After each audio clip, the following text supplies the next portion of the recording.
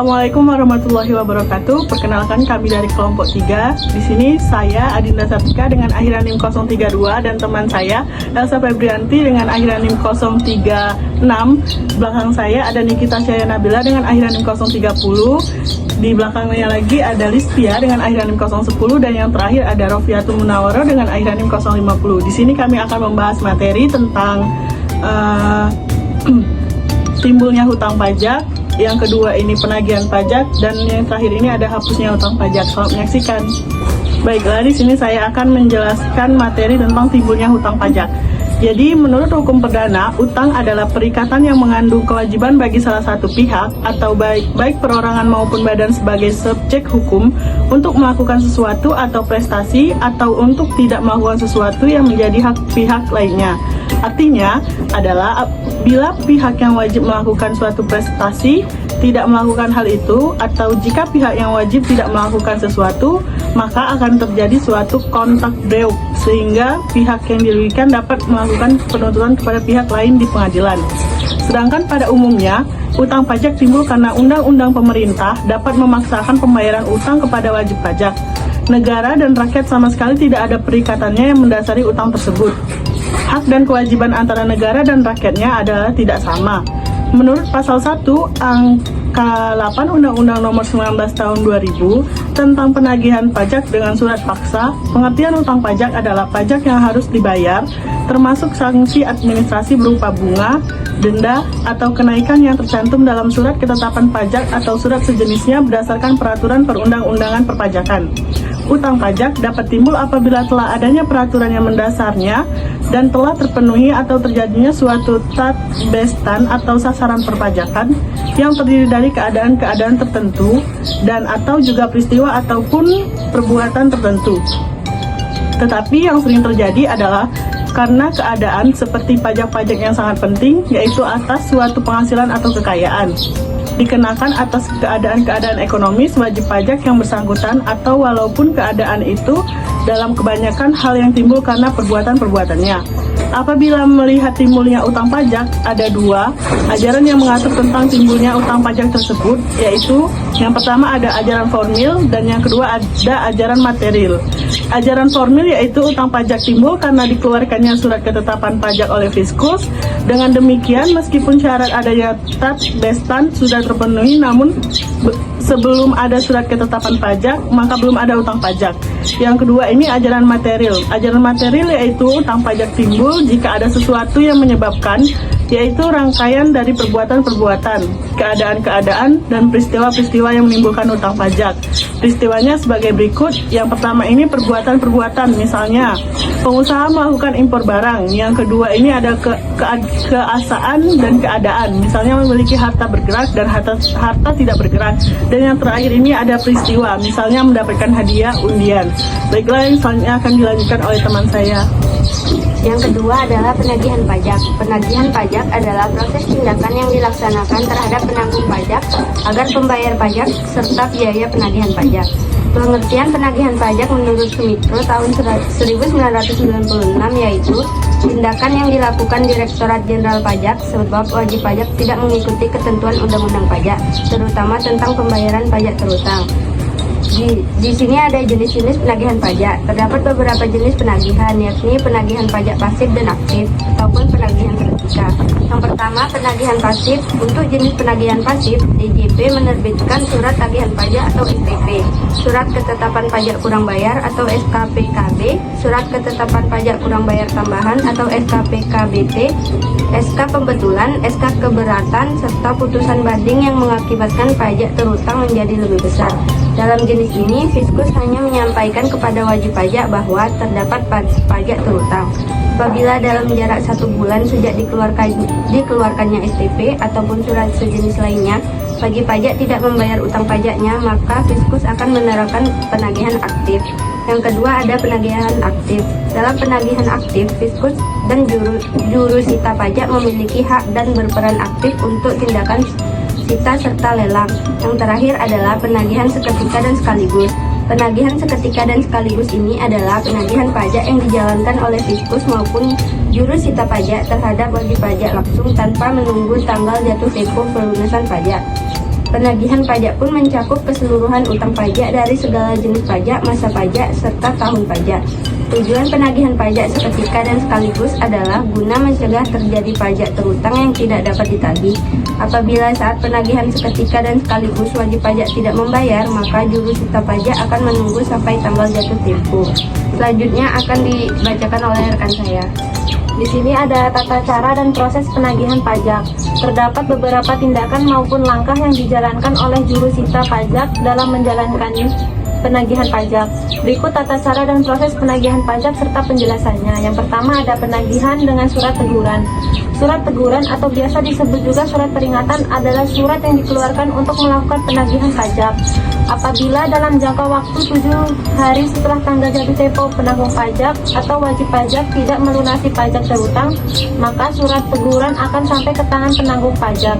Tujuan surat teguran adalah memberikan peringatan terhadap penanggung pajak agar segera membayar utang pajak sehingga tidak perlu dilakukan penagihan secara paksa. Yang kedua, penagihan pajak dengan surat paksa. Surat paksa adalah surat yang akan dikeluarkan apabila 21 hari setelah jatuh tempo surat teguran si penanggung jawab pajak belum melunasi utang pajaknya. Dengan terbitnya surat paksa, wajib pajak harus membayar utang pajaknya dalam waktu 2 kali 24 jam agar tidak ada tindakan pemblokiran rekening. Pencegahan ke luar negeri maupun penyanderaan paksa badan atau dengan catatan diragukan itikat baiknya serta mempunyai utang pajak minimal 100 juta. Pengeluaran surat paksa ini dikenakan biaya penagihan pajak sebesar 25.000. Di sini yang ketiga ada penagihan dengan surat sita. Surat sita adalah surat yang dikeluarkan apabila dalam waktu 2 kali 24 jam sejak dikeluarkannya surat paksa penanggung pajak tidak melunasi pajaknya. Terdapat biaya penagihan pajak yang dibebankan untuk surat sita yaitu 75.000. Biaya yang diperuntukkan untuk pelaksanaan sita.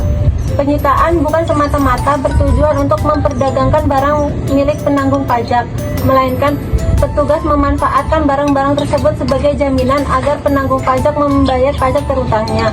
Dengan demikian, penanggung pajak masih berkesempatan untuk membayar pajaknya dalam waktu 14 hari serta terhitung dari penyitaan harga penanggung pajak. Apabila dalam 14 hari penanggung pajak belum melunasi utang pajaknya, maka akan dikeluarkan pengumuman lelang. Terakhir ada penagihan dengan lelang. Lelang akan dilaksanakan apabila dalam waktu 14 hari setelah dikeluarkannya pengumuman lelang, penanggung pajak belum melunasi pajak terutangnya. Dan di sini akan dilanjutkan oleh rekan saya. Baiklah, selanjutnya dasar penagihan pajak. Dasar penagihan pajak dibagi sesuai jenis pajaknya. Berikut dasar-dasar yang perlu diketahui. 1. Dasar penagihan pajak PPh, PPN, PPNBM, serta bunga penagihan. Surat tagihan pajak, surat ketetapan pajak kurang bayar, surat ketetapan pajak kurang bayar tambahan, surat keputusan pembetulan, surat keputusan pemberatan, putusan banding, putusan peninjauan kembali sehingga total pajak yang perlu dilunasi bertambah. 2. Dasar penagihan PBB. Surat pemberitahuan pajak terutang. 1. Surat ketetapan. 2. Surat tagihan pajak. Hapusnya hutang pajak. Ada 5 cara menghapus hutang pajak yang telah diatur dalam Undang-Undang Perpajakan, yaitu sebagai berikut. 1. Pembayaran. Cara pertama menghapus utang pajak adalah dengan membayar pada negara.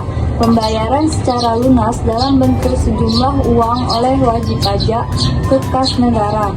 Dalam hal ini, wajib pajak dapat membayarnya sendiri atau menguasakannya pada pihak lain selama pihak tersebut bertindak atas nama wajib pajak yang memiliki utang pajak. Selain itu, pembayaran ini perlu menggunakan mata uang yang berlaku di Indonesia. Dalam hal ini adalah rupiah.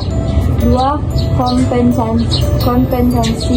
Kompensasi dapat dilakukan jika wajib pajak memiliki kelebihan dalam membayar pajak, sehingga dapat digunakan untuk membayar pajak. Kelebihan pajak sendiri dapat terjadi karena berbagai hal, seperti perubahan undang-undang pajak, kekeliruan pembayaran, adanya pemberian pengurangan, dan sebagainya. Karena itu, kelebihan pajak ini dapat dikreditkan. pembayaran. Wajib pajak dapat menghapus utang pajak menggunakan cara ini. Dengan syarat ia wajib mengajukan sendiri kepada pejabat pajak. Selain itu, wajib pajak tidak bisa mengkompensasikan utang pajak dengan utang biasa karena berbeda konteks. Kompensasi dapat berupa kompensasi kerugian. Ini terbagi menjadi 3 jenis, yaitu kompensasi kerugian yang mendatar, hasil horizontal kompensatif, kompensasi yang tegak, vertikal kompensatif, dan kompensasi kerugian perang. Kompensasi pembayaran ini dapat dilakukan jika salah satu pihak memiliki utang dan memiliki tagihan pada pihak lain. Selanjutnya akan dibacakan oleh rekan saya. Jika ingin menggunakan cara kompensasi, ada beberapa syarat yang perlu diperhatikan. 1. Bahwa pada saat yang sama, kedua subjek saling mempunyai tagihan. Kedua, hal yang dikompensasikan hanyalah dua utang berupa uang dan barang yang sama macamnya. Ketiga, kompensasi berlaku karena hukum, bahkan jika pihak yang berutang tidak mengetahuinya dan saling menghilang utang yang sama besarnya pada saat yang sama. 3. Ada kedaluarsa. Kadaluarsa ini di sini adalah kadaluarsa penagihan. Melansir dari DJP, hak untuk menagih pajak kadaluarsa setelah melampaui waktu 5 tahun terhitung sejak tanggal berutang pajak atau berakhir masa pajak, bagian tahun pajak atau tahun pajak yang bersangkutan. Kadaluarsa penagihan pajak dapat dicegah dengan melakukan penagihan teguran dan pengakhiran dengan mengajukan permohonan keberatan atau penangguhan. Selain itu, ada dua macam kadaluarsa dalam hal utang pajak. Pertama adalah kadaluarsa lemah atau penagihannya kadaluarsa, dan kedua adalah kadaluarsa kuat atau utangnya kadaluarsa. Kelima, pembebasan. Alternatif lain untuk menghapus utang pajak adalah dengan cara pembebasan.